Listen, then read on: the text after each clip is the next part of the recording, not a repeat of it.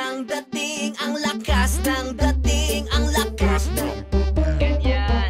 Sino siya pag nakitang gumiling talagang manggigigil ka? Para abahin, alin-alin mo, galaw na gusto ko. Sige, igiling, wag hihin. Hi guys, today I want to talk about Omarosa. Okay, if you have been a fan of The Apprentice like I have, then you will know that Omarosa was like one of the most terrible villains of reality TV that there ever was. Okay, I watched every single Apprentice that came out except for that one that came out with Arnold Schwarzenegger. I didn't watch that crap. After Donald Trump left, I didn't watch it anymore. So, but everyone that had Donald Trump in it, I watched it. And I remember the times when Omarosa was bad to the bone, a very nasty, vicious person on every single Apprentice that she played on. Now the thing is that she was the only black woman that was working in the White House, and she's now fired. Okay, now I don't know if Donald Trump set that up, because you know he's known for the guy that fires people. If you ever watched The Apprentice, he's known for like firing people. So, and then he fires Omarosa. I'm like, is this just staged? I always question these things, because Donald Trump was known for firing people, and then Omarosa, and then he fires Omarosa, the only black woman working as one of his aides, and now there's no black women, there's no black men working with Donald Trump now that Omarosa is gone. So I'm like, what is that all about? I mean, was that set up? Was it set up for like, I'm fired, the you're fired effect? You're fired, okay? Is that what's going on, or is that for real? Okay. I like Omarosa though, honestly. I have always liked Omarosa. I have always been an Omarosa fan. She is kind of manly looking in the face, but I like Omarosa, okay? And I'm kind of upset to see her go. I want you. Actually, let me take back that little diss, Omarosa. You are beautiful and gorgeous. If you ever come across this video, you are beautiful, Omarosa, and I wish you the best of luck. I wish you weren't fired.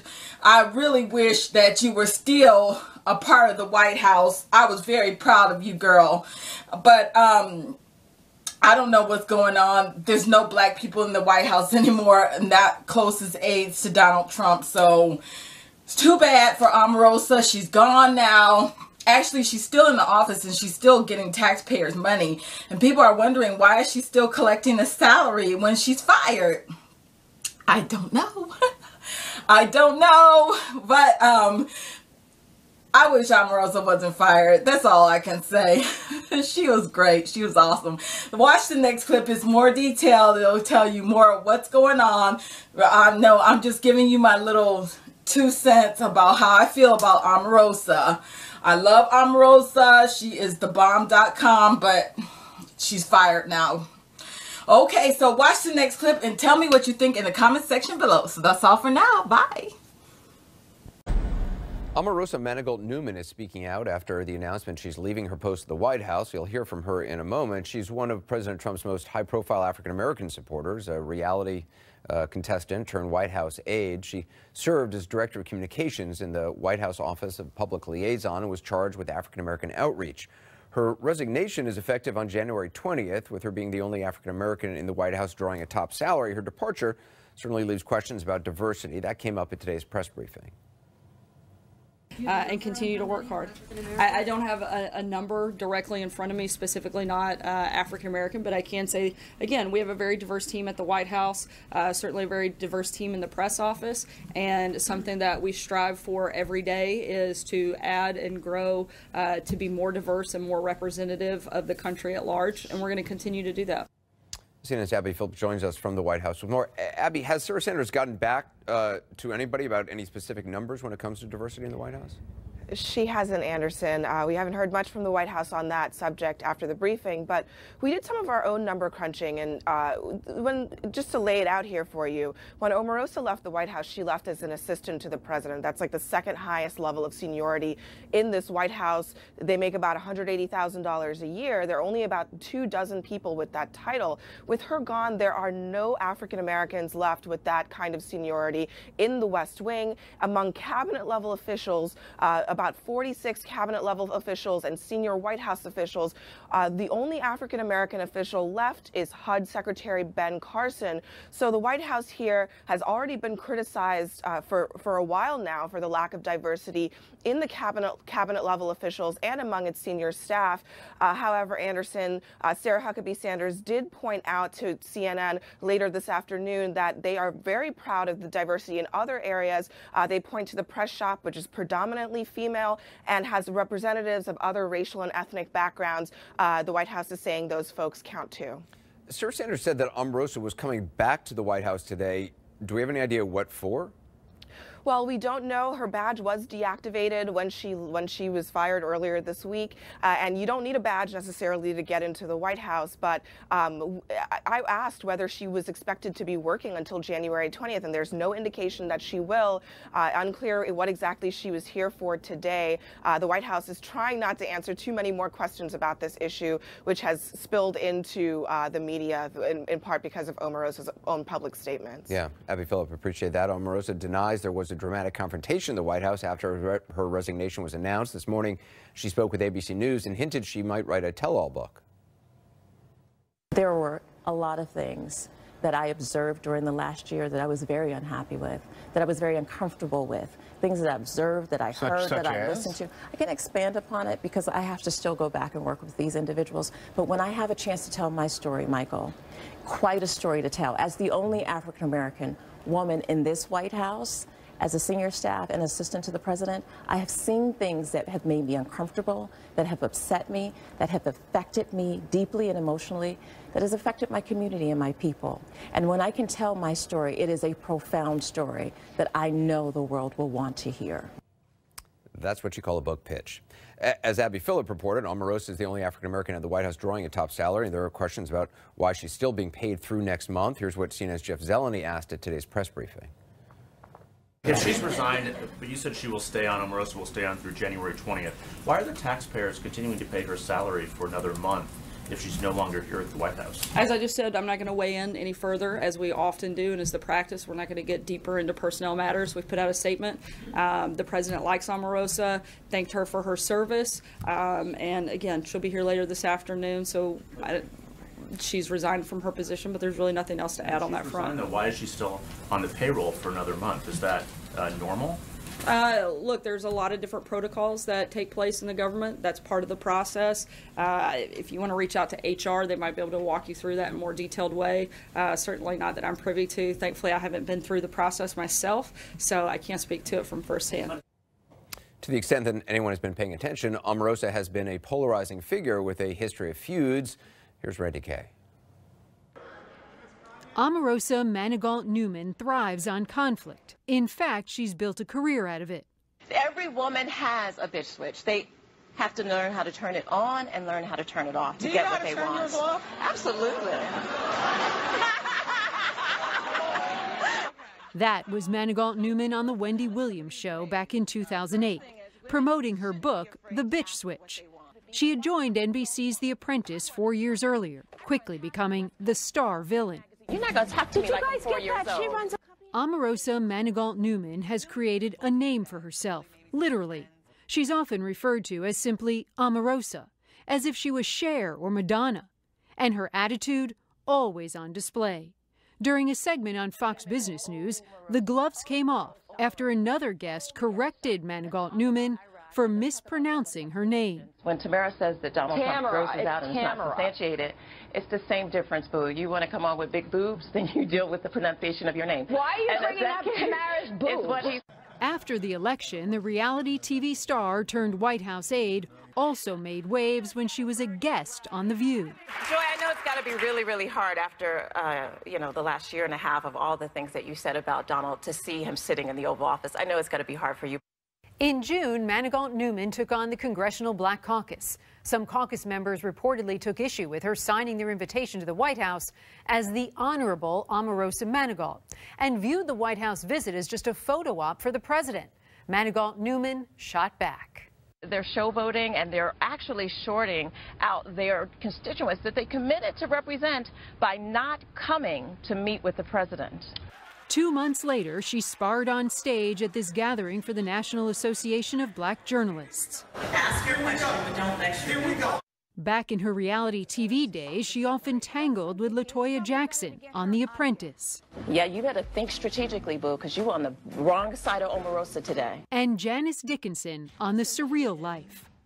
Bitch got what came to her. The tough-talking Manigault Newman seems to be taking her cues from her former boss. Mr. Trump said it's good sometimes to have a bad reputation. And her reputation followed her to 1600 Pennsylvania Avenue, where a former White House official told CNN that former White House Chief of Staff Reince Priebus and his replacement, General John Kelly, both were anxious to get rid of her. After her removal, Manigault Newman described Kelly's style on ABC as militaristic. She said she has a story to tell, and I'm sure she'll be selling that story. We'll see. Well, yeah, she will. Bye, Felicia. In response, Omarosa Manigault Newman calling Robin Roberts petty, suggesting this is now a black woman's civil war. Randy Kay, CNN, New York. Up next, is there a diversity problem at the White House? And what did Omarosa actually do at the White House? We'll try to figure that out with Paris Denard, who led African-American outreach for President George W. Bush, also Angela Rye, the former executive director of the Congressional Black Caucus. We're now in the departure of senior White House aide Omarosa Manigault Newman, who worked in the Office of Public Liaison with a focus on African-American outreach. She's hinting certainly at the possibility of some sort of a book.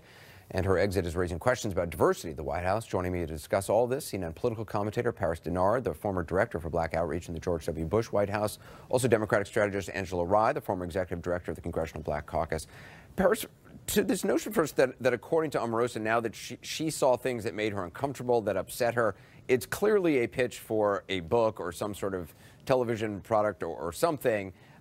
Did you ever hear that from her, or to your knowledge, anyone in the White House ever hear that from her prior to this morning? Because I think Sarah Sanders said she hadn't. Yeah, Anderson, it was a surprise to me. First, it was a surprise that she did that interview. Secondly, it was a surprise to hear the things that she said, especially making an allegation that somehow she was uncomfortable with the things that the president was doing, or somehow the things that she heard. I never heard that from Omarosa privately. I never heard that from Omarosa publicly. Sarah Sanders, the press secretary, said the same. I think when you have positions of power, of influence, and you want to speak truth to those people in those positions of power, you should do so. But I don't know that that is anything that was so egregious that she would have said that to anybody privately.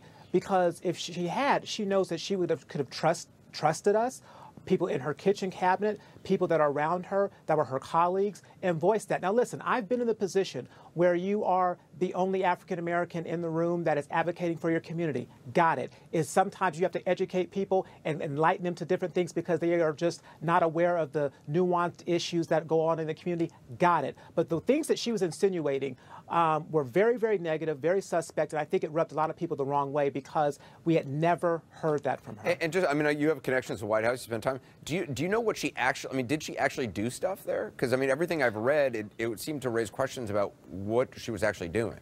I think it's important to realize a few things. Number one, her position was created essentially for her because of her unique abilities as an effective communicator and a person of great confidence that the president had in her. So she was a director of communications inside the Office of Public Liaison. The Office of Public Liaison is a very, very important office, which was called public engagement under the Obama administration. And they have a lot of different portfolios and groups that come out of there. So she was supposed to articulate that message on behalf of the entire office. Now, there was a decision made. I don't know if that was Omarosa's decision to not have a black outreach person in there specifically to engage with the community, and she just took that portfolio on herself. But that was not in her job description, and she made that known many times. And so she added that. She added HBCUs to her portfolio, and then the president wisely moved the HBCU initiative into the White House and appointed Jonathan Holyfield as the executive director.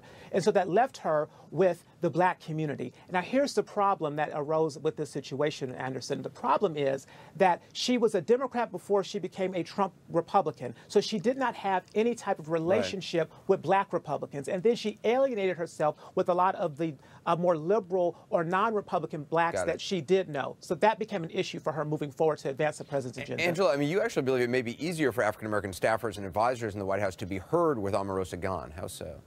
I think in a lot of ways. Number one, for the very few black folks who do work in the White House, they have all had run-ins with Omarosa and talked about the fact that she worked diligently to block them. So to Paris's point, she wanted certain things in her portfolio that perhaps she didn't have the experience or the training to know how to deal with. She didn't even know how to address a letter. She put the address block to the CBC, the address block of the White House, at the bottom of the letter and called herself the Honorable. Little did she know that even folks like Valerie Jarrett, who were known as the Honorable, you don't really reference yourself like that in a letter. So there were a number of things. Her small politics. I was at the National Action Network when Omarosa went to speak on behalf of Donald Trump and lied through her teeth throughout the duration of her speech. I was supposed to be accepting an award and had to take my speech, my acceptance speech, to correct every lie she told at the luncheon. So I agree with Paris that, yes, she did alienate herself, but let me tell you when it started. It started when it became very clear to people that Omarosa was neither a Democrat nor, as Paris called her, a Trump Republican, which I do think is an important distinction, but an opportunist. And people can see right through that. When your main goal is the money and the attention, people will always spot that and they will smell it. And that is why Robin Roberts had the bye Felicia moment she had this morning. Right. I mean, if you're pitching a book the day after you've left your job. That's exactly right. Or whatever she's pitching, to your point, Anderson. We don't know. Maybe it's a new, maybe she's going to have a gospel track. You know, she's the first lady of a church in Jacksonville. Paris, I mean, Sir Sanders either couldn't or wouldn't say how many senior staffers at the White House are African-American. You're obviously a supporter of the president. Diversity obviously is important in all realms. It's important in the news business, and I mean, I think most corporations need to do better. What do you make of diversity in the White House right now? I think, Anderson, it depends on how you want to define diversity. If you want to define diversity in the terms of African Americans, you know, how many African Americans are in senior positions, it's not a good record.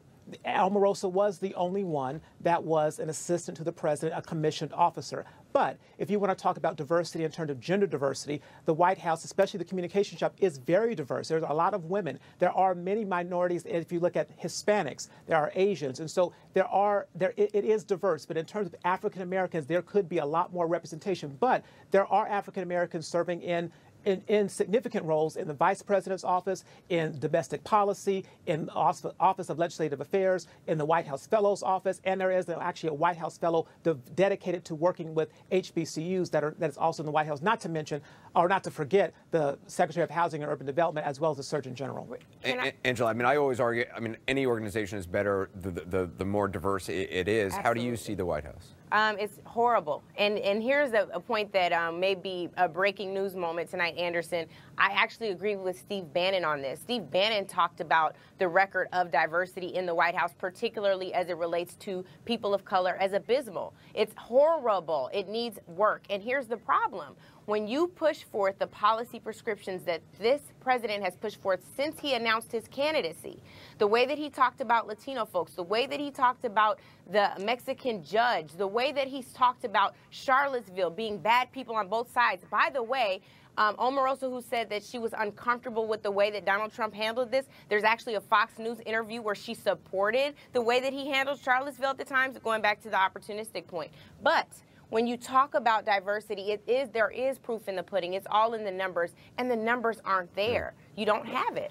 I will just, if I could just push that just briefly, there were a number of African-American Republicans who voiced concern to me that said they wanted to serve, but for whatever reason they were blocked. And many of them said they were unfortunately blocked by Omarosa. So I hope that they can get in now and support this president. That's a lot of power for someone who didn't even have an office in the West Wing. I remember during the transition period for Barack Obama, there was discussion about whether Valerie Jarrett, who Omarosa thought she was just like,